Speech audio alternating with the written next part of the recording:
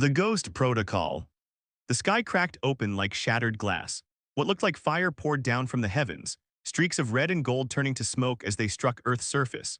No one believed the early reports, not really. People saw the news, the shaky phone recordings, and thought it was just another stunt, some viral thing cooked up by a bored billionaire or a movie promo gone too far, but it wasn't. By the time the first city fell, denial turned to chaos. New York didn't just lose power, it didn't just go quiet, it vanished. One second it stood proud, defiant, shining like it always did. The next, a blinding light swallowed everything whole, buildings collapsed into themselves, skyscrapers folded like paper, and the people they weren't even left to scream. A shock wave echoed across the ocean. That's when the world knew we were under attack. They called themselves the Naros, though no one knew that at first. 7 feet tall, black armor that shimmered like oil on water and glowing blue eyes that didn't blink. They didn't speak our language, didn't care to. They landed without a word and began their purge. It wasn't about conquest or control. They didn't want slaves. They didn't want Earth. They just wanted silence. Kill everything. That was the mission. The governments tried to fight, of course. Jets were scrambled, missiles launched, nukes even considered, but none of it mattered. Their tech was beyond comprehension. A single Naros cruiser hovered above DC for 36 minutes. That's all it took.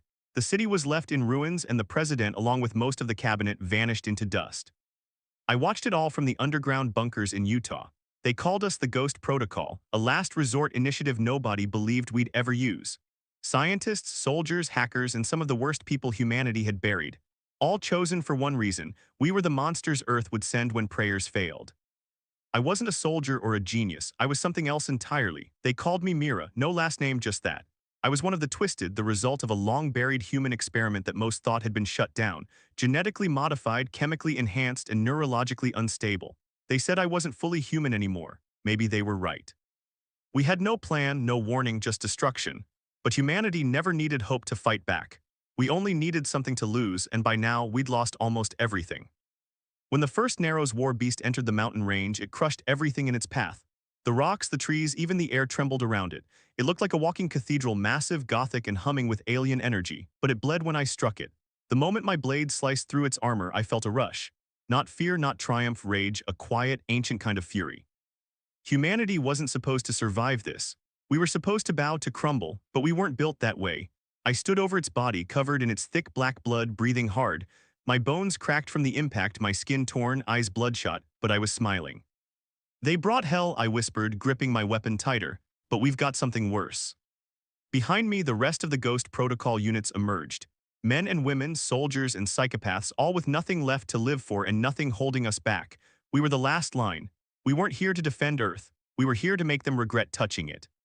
The warbeast's corpse still hissed on the ground, steam rising from the long wound I'd carved down its flank. Its thick metallic skin twitched as if it hadn't quite accepted death yet. The others stared at it in silence. No cheers, no celebration. We all knew what it meant. It was the first victory in a losing war, and we weren't naive enough to believe it would get easier. Colonel Rafe approached from behind, boots crunching over broken stone. He had a face made of leather and a voice that never rose above a growl. "That was a scout," he said. "Just a damn scout." I wiped my blade on my sleeve, the Narrow's blood already starting to corrode the fabric. Big one for a scout. They send beasts like that ahead of the main force to soften resistance. His eyes scanned the sky, always looking for shadows that didn't belong. Means the real wave's coming. We headed deeper into the bunker after that. It wasn't much. Just steel corridors, concrete rooms, and enough firepower hidden behind blast doors to level a continent. But it had something else. Mines. The kind of mines that governments once tried to keep secret, men and women who built viruses that could rewrite DNA, engineers who turned entire cities into experimental test beds, and a few like me, living weapons designed in darkness. Dr. Elra met us in the war room. She had gray streaks in her black hair and the eyes of someone who hadn't slept in a decade. "You killed it?" she asked, not bothering with a greeting. "It bled," I replied, "so yeah." She didn't smile, didn't even blink, just tapped a touchscreen and brought up a hologram of the Narrow's mothership. It hung in Earth's upper atmosphere like a god waiting to deliver judgment. Over 400 km wide, bristling with weapons we couldn't even name.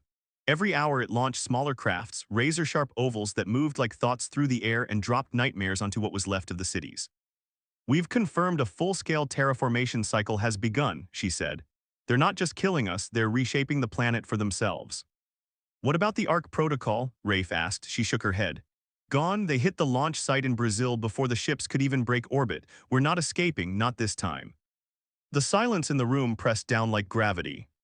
"We still have Project Revenant," I said. That made her pause. Project Revenant wasn't supposed to exist. It was a rumor even among us. The last-ditch trigger, a biological weapon encoded into human cells, mine specifically. They hadn't designed it to save humanity. They designed it to make the Narrows suffer. It was ugly, it was cruel, and it was personal. You really think your body can handle that activation? She asked, narrowing her eyes. You're barely stable now, Mira. You activate Revenant, you're not coming back. I'm not planning to, I muttered. Rafe stepped in, fists clenched. We don't make that call yet, not unless there's no other choice.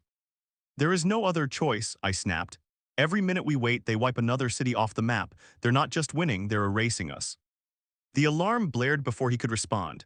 A deep, groaning howl echoed through the bunker walls. The Narrows' war horn. You didn't hear it unless they wanted you to. It wasn't sound, not really.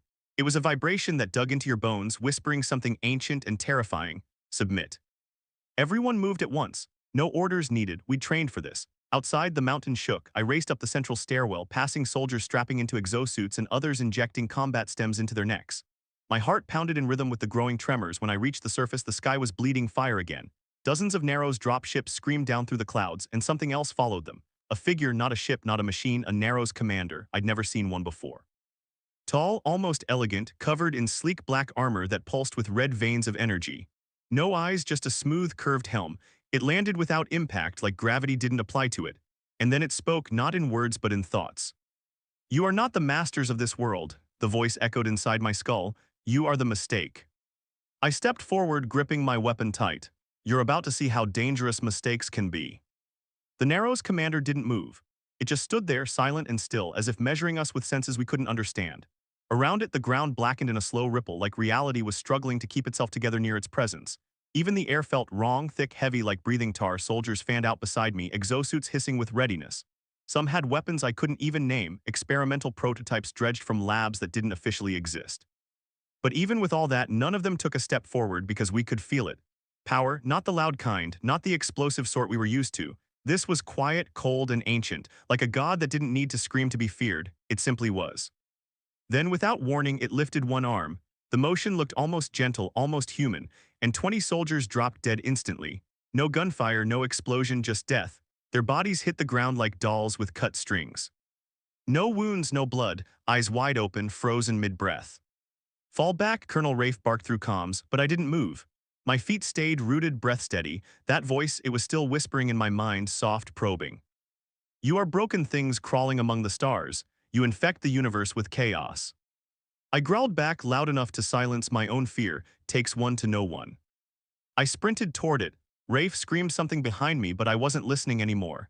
Every fiber of my body screamed against the approach, pure instinct begging me to run, but instinct never won wars. Fury did. I struck first. My blade, molecular-edged, forged in tech labs buried under Russian ice, sliced across its midsection. It didn't bleed, not like the warbeast. The commander staggered only slightly, and where the cut should have been, the armor shifted and sealed itself like liquid shadow. Then it moved. I didn't see the punch, just felt it. It hit me in the chest, and suddenly the world tilted sideways. I was flying through the air, slammed into a boulder hard enough to crack bone. My vision blurred, taste of blood filling my mouth, but I got up. Broken ribs screaming, joints shaking, I got up. It tilted its head, curious. You should not be able to stand. I spat on the ground, get used to disappointment.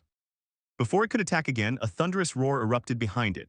One of our mechs, an old warframe from the Pacific conflicts, charged in, shoulder-mounted cannons lighting up the dusk. Shells slammed into the commander, each one shaking the ground.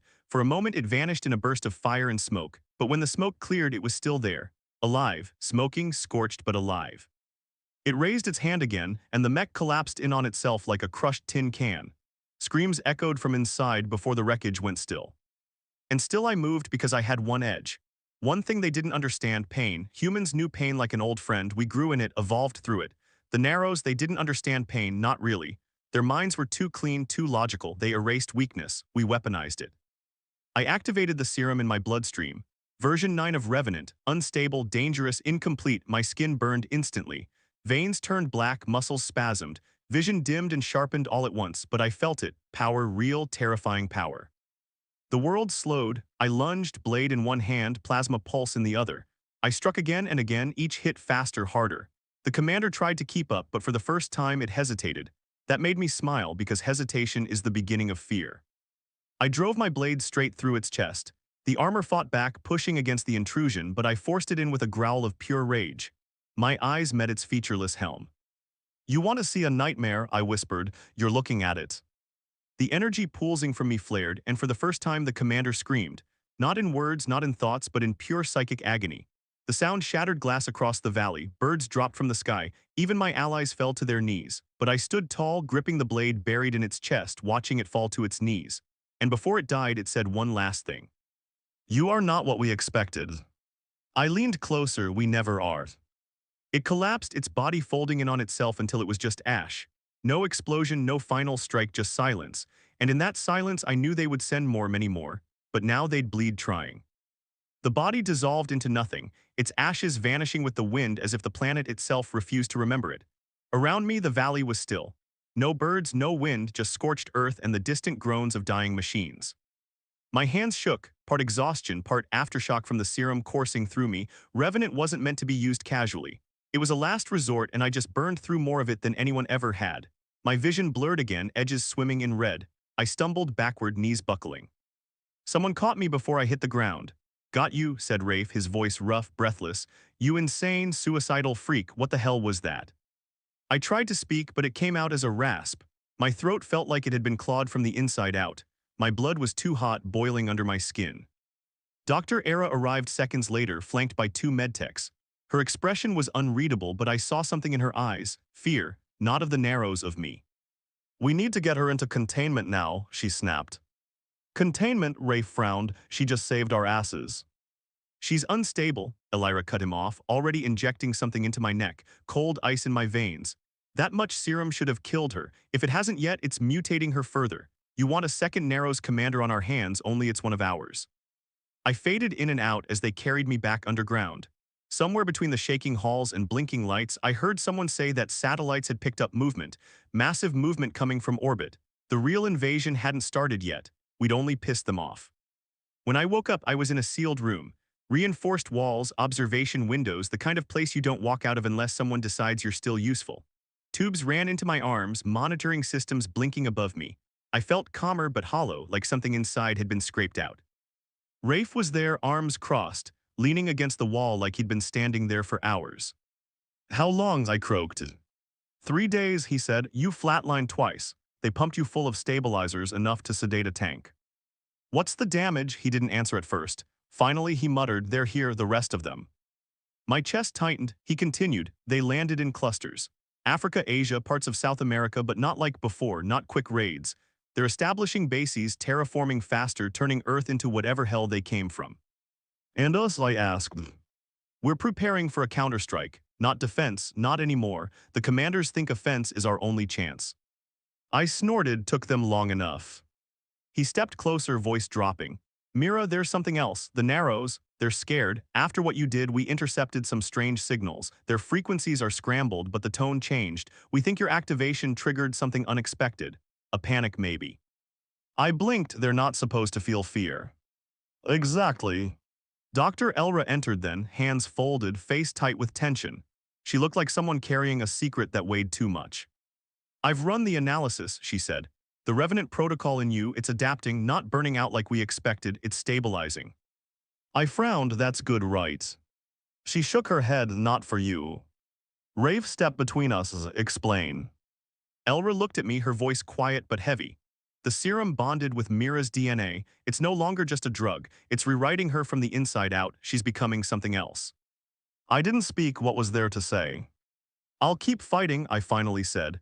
"Whatever's happening to me, it doesn't change the mission." Elra nodded slowly. "We expected you to say that."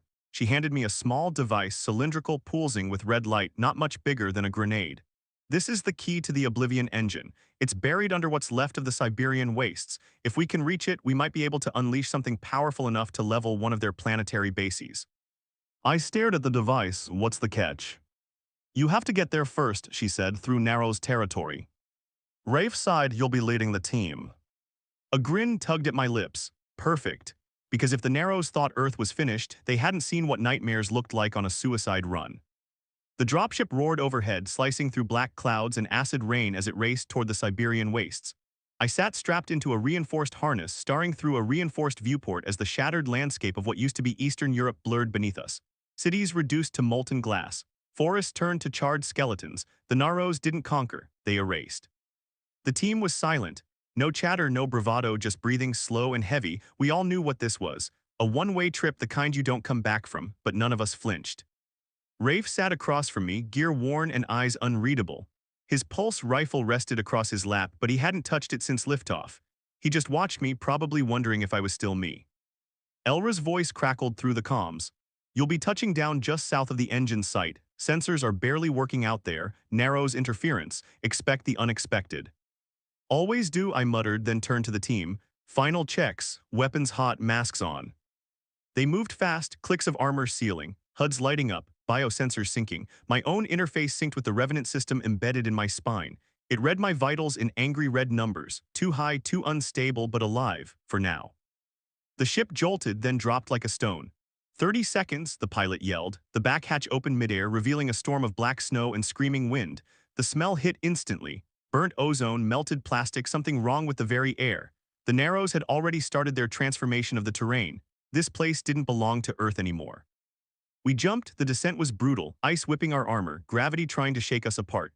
My boots slammed into cracked ground as the drop jets hissed to a halt. Around us, the world looked like a graveyard of gods. Twisted metal spires pierced the sky, glowing faintly with alien energy. The snow wasn't snow, it was ash, ash and bone.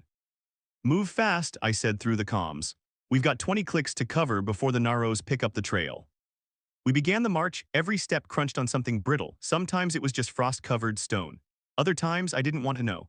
The further we moved into the wasteland, the less earth it felt. Trees grew upside down, roots poolsing with red light. The sky shimmered in unnatural ways. Time itself felt wrong, slower, like we were walking through someone else's dream or nightmare. By the 10th click, we lost Tors. 1 second he was behind us, the next gone. No sound, no trace, just his comm link crackling once, then silence. Keep moving, Rafe said tightly. His jaw was clenched. If we stop, we're next. I felt the Revenant system stir in response to the tension. It liked fear, fed off it. I clenched my fists and kept walking. My body was changing faster now, I could feel it. Senses sharper, reflexes tighter, heartbeat slower than human, more deliberate, efficient. It scared me, but we had a job to do. We reached the edge of the engine's shell by dusk. It rose like a mountain of obsidian and steel, covered in alien scaffolding with glowing veins of green and blue poolsing across its surface. The Narrows had found it first, but they hadn't breached it. Not yet. Scouts, whispered Rafe, pointing to movement among the alien towers. Narrows units, smaller than the commander but fast, insect-like. They crawled like shadows, blinking in and out of sight, flitting between twisted pillars and humming pylons. We don't have time to sneak, I said. We go loud, hit them hard, hit them fast, get inside before the big ones show up. He nodded, you take leads. I stepped forward, activated the Revenant spike in my bloodstream and let the pain take hold. Fire lit my nerves, vision snapped into crystal clarity. Every breath became thunder in my chest. Then I ran, faster than I ever had before, faster than human. The Narrows scouts turned, too late. My blade sliced through the first two before they made a sound. The third fired a plasma burst, but I was already past it, driving a spike into its core. Rafe's team followed behind, cutting through the rest with brutal precision. By the time the smoke cleared, the engine's main door loomed in front of us. Massive, sealed, alien, but I could feel it reacting to me. The Revenant inside me pulsed with recognition. The door opened not with a command, not with a touch, but like it knew me. And that was when I realized this weapon wasn't made to stop the Narrows, it was made by them. Inside, it was warm, not the kind of warmth you get from fire or machinery. This was biological living. The walls of the engine pulsed like the inside of a beast, slick and humming with energy that prickled along my skin. Lights shifted in patterns that didn't seem random, as if the structure was watching us, breathing us in. The Revenant in my blood thrummed like a tuning fork, resonating with whatever force lived inside this place. Rafe stepped in behind me, rifle up. This doesn't feel like a weapon, he muttered. Feels like we're inside a creature. You're not wrong, I whispered, pressing my hand against one of the walls. It rippled under my touch, and a low groaning sound echoed down the corridor. The others behind us hesitated. Fall back if you're not ready, I told them, voice flat. This isn't going to be clean. No one moved. Good, I didn't want clean. I wanted truth and whatever this place was hiding. We moved deeper. As we walked, the corridor shifted, literally rearranging, guiding us like it wanted us to reach the center.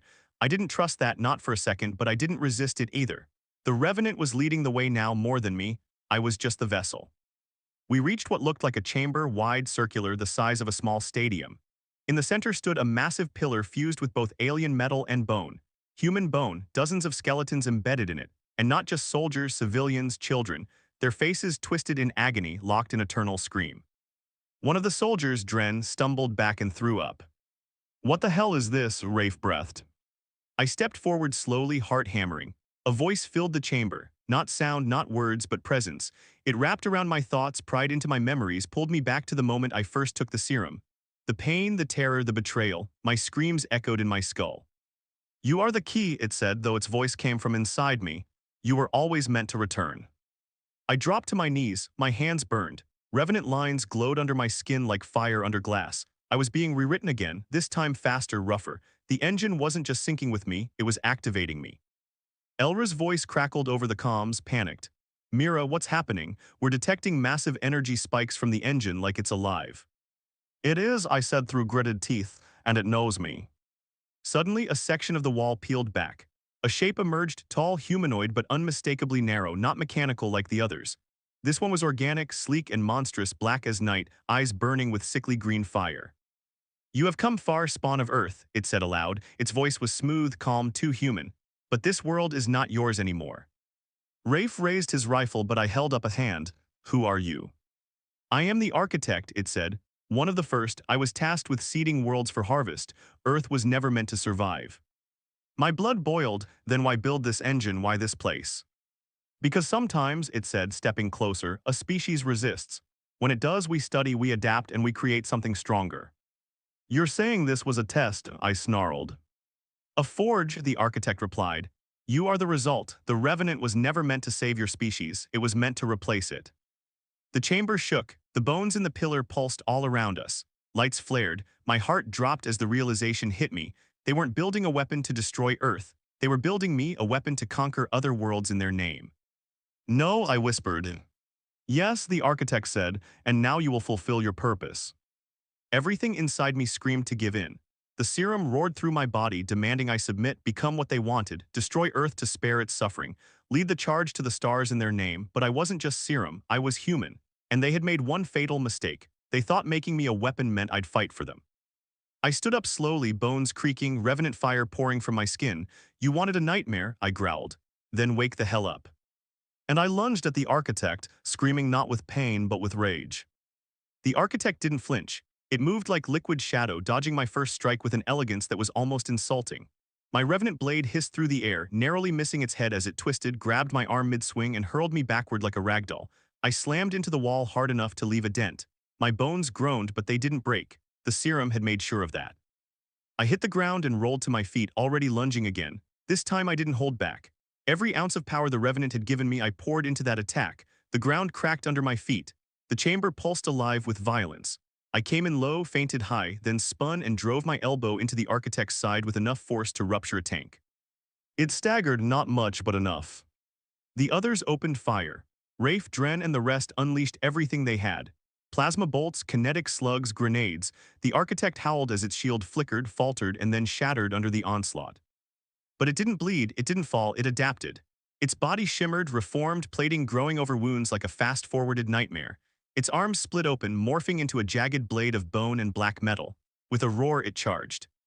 It struck Dren first, split him in two before he could even scream. Blood sprayed across the wall. The rest of the team broke formation, scattering to avoid the same fate. Rafe pulled a pulse mine from his belt, primed it, and threw. The blast caught the architect mid-step. It screamed again, this time in pain, its form destabilizing, tendrils of energy leaking from its torso like smoke. I seized the chance and leapt, driving my revenant blade straight into its chest. The feedback hit me like a freight train. I saw visions, memories not my own, worlds burning, civilizations falling, narrow ships blotting out stars, and in the center of it all me, my face, my hands leading them. A puppet in the skin of a hero. "No," I hissed, "you don't own me." I twisted the blade. The architect roared, shoved me back, and dropped to one knee, its body glitching like corrupted code. Around us, the chamber began to collapse, walls buckling, the central pillar shuddering. Rafe ran to me, grabbing my shoulder. "It's failing, we have to get out of here." "No," I said, breath ragged. "We finish this now." I looked at him intently. "But go." He hesitated, then nodded grimly and motioned the others to retreat. I turned back to the architect, who was laughing now, bloodless and broken but amused. "You are strong," it rasped. "Stronger than the others, you would have been a perfect host." "I'm no one's host," I said. It lunged, slower this time, weaker. I dodged, slammed a foot into its knee, then struck upward, catching it under the chin with a reinforced fist. Its head snapped back, and I followed with a punch that cratered its chest. It fell to its knees. I stood over it, panting, revenant systems burning hot under my skin. You wanted to forge a weapon, I said. You got one. Then I drove my blade into its core all the way through. The light in its eyes died and the engine screamed. The walls began to collapse completely now.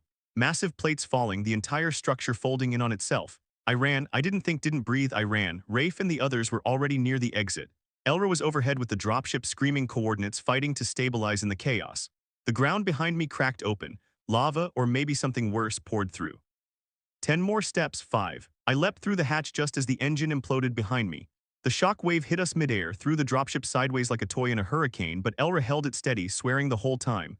We flew away from the collapse, watching as the structure vanished in a blinding sphere of white light. Then silence. I sank into the floor of the ship, heart hammering. It was done. The architect was dead. The engine was gone, but deep inside I knew it wasn't over because I could still feel the Revenant still changing me. And somewhere in the stars, the rest of the Naros would be waiting. The stars looked different after what we'd done. Colder, sharper, like they were watching me now, not just shining. Maybe they'd always been watching. Maybe that's what the Naros were. Eyes of the void, never blinking, always waiting. We were halfway back to orbit when the damage reports came in. The engine's collapse had triggered a seismic shift across the region. Fault lines ruptured. Sinkholes swallowed entire ridgelines. The planet was bleeding, and not just from the wounds we gave it. Era sat in the pilot's seat, silent. Rafe was across from me, staring down at the blood on his armor. Dren's blood. He hadn't said a word since we left the engine. I couldn't blame him. We didn't win a war, we just survived a massacre. And yet something worse was still breathing inside me. Later, in the medbay, I sat under the scanners while Elra examined my vitals. The Revenant markers were still spiking higher than ever before. "You're stabilizing," she said. "No," I replied, "I'm changing." She looked at me like she didn't want to say what was on her mind, but I said it for her.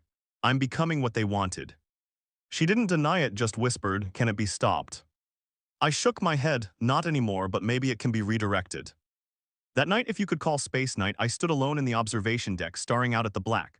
My mind kept circling the architect's final words. "You are the key, not just a key to the engine, a key to their future, to humanity's future. They hadn't tried to kill us because we were weak. They'd tried to rebuild us because we were strong and too stubborn to die. The Naros didn't want extinction. They wanted control. And when that failed, they wanted to use us.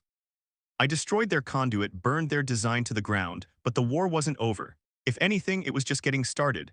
The Revenant in my blood was no longer a weapon built by aliens. It was now ours, humanity's. We just had to decide what to do with it."